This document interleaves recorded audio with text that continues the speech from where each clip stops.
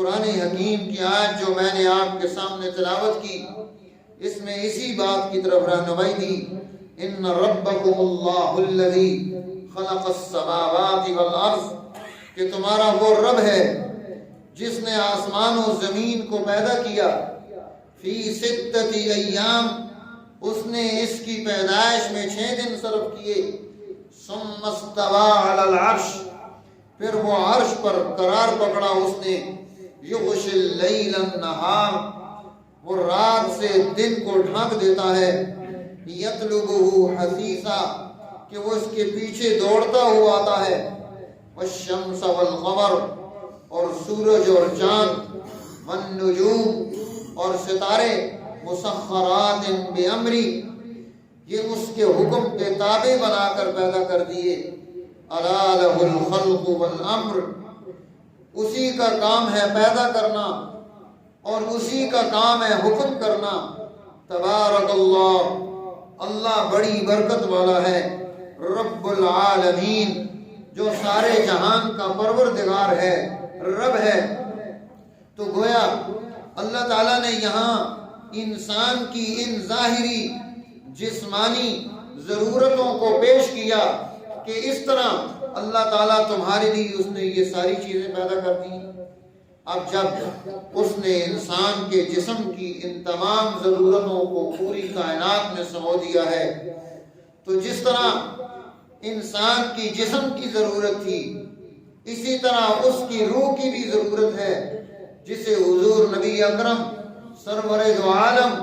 صلی اللہ علیہ وسلم نے ارشاد فرمایا، مثل ما بعثنی اللہ، میری مثال ایسے ہے جیسے اللہ نے مجھے دنیا میں بھیجا ہے، کمثل الغیث، جیسے بارش آتی ہے،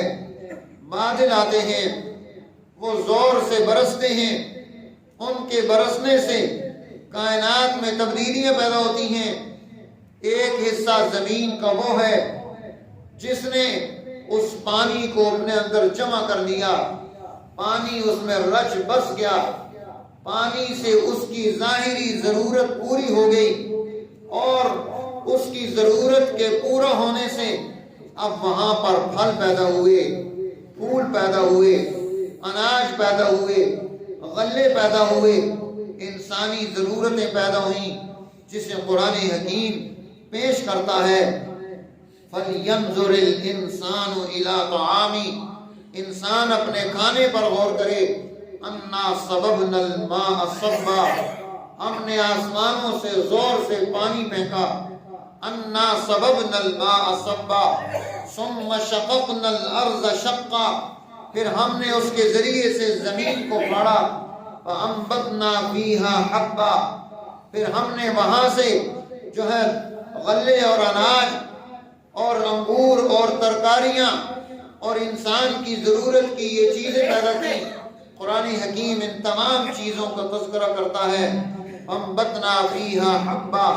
وعنبا وقضبا وزیتونا ونخلا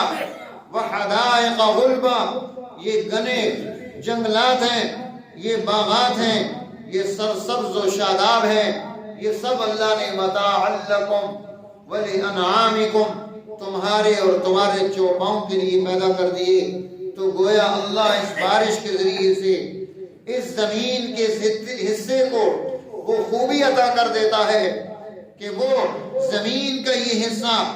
سرسبز و شاداب ہو کر انسانی ضرورتوں کو پورا کر رہا ہے۔ دوسرا فرمایا وہ حصہ ہے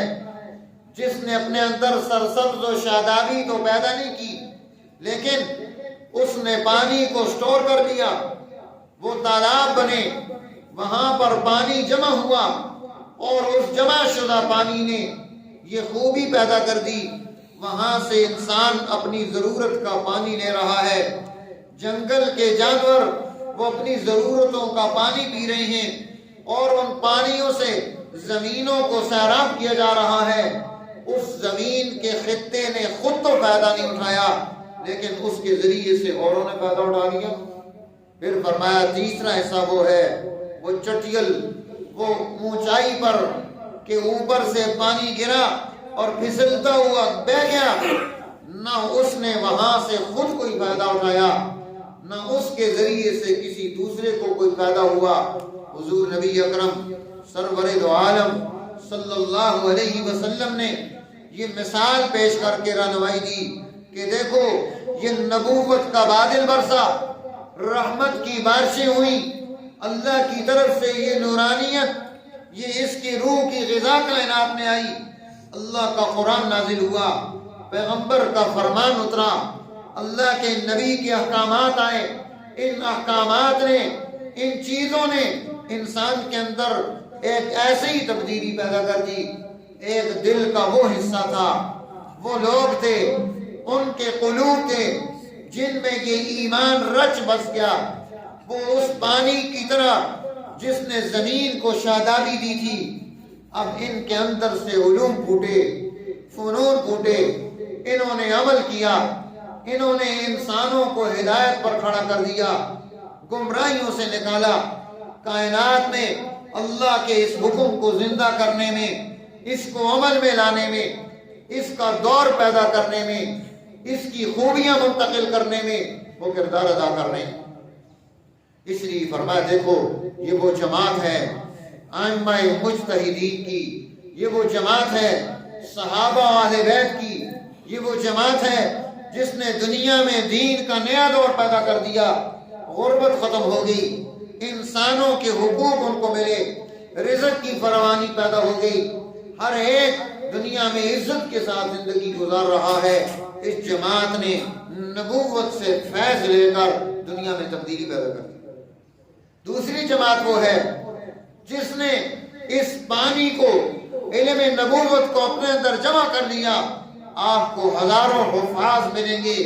جو علوم قرآن کو، اس کے الفاظ کو اپنے سینے میں جمع کیے ہوئے ہیں، اور پیغمبر کی حدیث کے حفاظ ملیں گے جس نے اللہ کے نبی کی حدیث کو اپنے دینوں میں جمع کر لیا۔ یہ فقہا کی جماعت ہے جنہوں نے علوم ان کو جمع کر کے انسانوں کی ضرورتوں کو اس اعتبار سے پورا کر دیا۔ اب وہاں سے آ کر بہت سارے لوگ فیض حاصل کر رہے ہیں اس حافظ قرآن سے، قاری قرآن سے۔ کوئی قرآن سیکھ رہا ہے، کوئی تجوید پڑھ رہا ہے، علوم آگے بڑھ رہے ہیں، وہاں اس پانی کی طرح ہے جو کھڑا ہے اور دوسروں کو فائدہ پہنچا رہا ہے۔ حدیث ان سے حاصل کی جا رہی ہے، وہ اپنی کتاب کو انسانوں میں پھیلا رہے ہیں، اسے سمجھا رہے ہیں، اس کا علم آگے منتقل کر رہے ہیں، تو یہ دوسروں کو فائدہ پہنچ رہا ہے۔ اور میں تیسری جماعت ہے، نبوت کی رحمت کی بارش سے اس نے کوئی فائدہ حاصل نہیں کیا، نہ اندر ایمان کی چنگاری جاگی، نہ کوئی عمل جاگا، نہ انسانیت کے لیے ان میں کوئی نفع پیدا ہوا، نہ انسانیت کی خدمت کا کوئی جذبہ پیدا ہوا۔ وہ اسی طرح، وہ جس طرح سے بارش نے اس اونچے علاقے پر اس کا پانی برسا اور بہہ کر دور چلا گیا، اس پتھر کو، وہاں کی اونچائی کو، اس پانی سے کوئی فائدہ حاصل نہیں ہوا۔ حضور نبی اکرم سرور دو عالم صلی اللہ علیہ وسلم رہنمائی دے رہے ہیں کہ یہ روح کی یہ غذا، یہ اللہ نے انسانوں کے لیے اس طرح سے پیدا کی ہے۔ تو میرے دوستو، اب انسان، اس کا یہ جسم اور اس کی یہ روح، یہ دونوں اس کی ذاتی نہیں ہے، ہم اس کے مالک نہیں، ہم اس میں اپنی مرضی سے تصرف نہیں کر سکتے۔ اگر مالک ہوتے تو ہم نہ مرتے، کوئی دنیا میں مرنا پسند نہ کرتا، لیکن ہمارے اختیار میں نہیں، ہم میں سے کوئی بیمار نہ ہوتا، ہمارے اختیار میں نہیں، بیماری بھی آتی ہے، موت بھی آتی ہے، کوئی آ رہا ہے اپنی مرضی سے نہیں آ سکتا، کوئی دنیا سے جا رہا ہے اپنی رائے اور مرضی سے نہیں جا سکتا، نہ آنے والا نہ جانے والا، یہ دونوں دنیا میں اللہ کے حکم کے پابند ہیں۔ حکم اس کا چلتا ہے، موت پر حکم اس کا چلتا ہے، حیات پر، جب زندگی اور موت پر اس کا حکم چلتا ہے تو پھر ہمیں اس کے حکم کے سامنے اپنے آپ کو سر تسلیم خم کرنا چاہیے۔ اس لیے اگر کوئی آدمی اپنے آپ کو مار دے، اسے مجرم قرار دیا کہ تو نے یہ جان ہماری دی ہوئی تھی، تو نے اس کے اندر کیسے اختیار کر لیا، اپنا اختیار کیسے تو نے اس پر جو ہے آزمایا، اپنے آپ کو موت کے گھاٹ کیوں اتار دیا؟ کیوں خودکشی کی ہے؟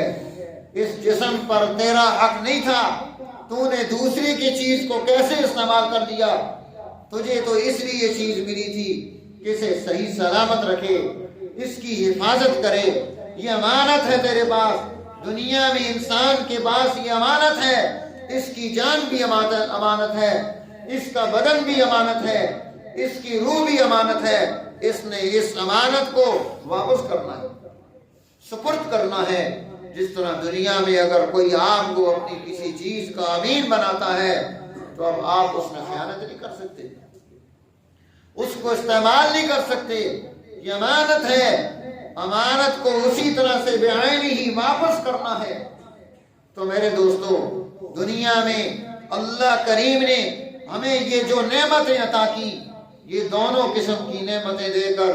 بدن کی نعمت دے کر،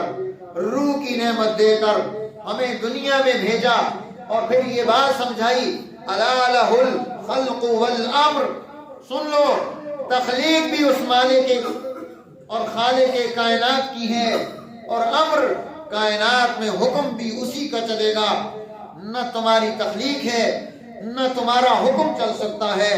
جب تخلیق اس کی ہے تو حکم بھی تو اسی کا چلنا چاہیے۔ آج ہم اس کے حکم کو چھوڑ کر دنیا میں کسی اور کے حکم کو تسلیم کر لیں۔ خالق وہ ہے، مالک وہ ہے، رازق وہ ہے، حکم کسی اور کا تسلیم کیا جائے؟ نہیں۔ جس نے نعمتیں دی، جس نے تخلیق کیا، جس نے ضرورتیں پوری کی، حکم اس کا چلنا چاہیے۔ تو اس کے حکم کو قائم کرنے کے لیے اللہ جل جلالہ نے یہاں یہ رہنمائی ارشاد فرمائی کہ تمہیں دنیا میں اس کے حکم کو، ہاں انسان میں اور کائنات میں چیزوں میں فرق ہے۔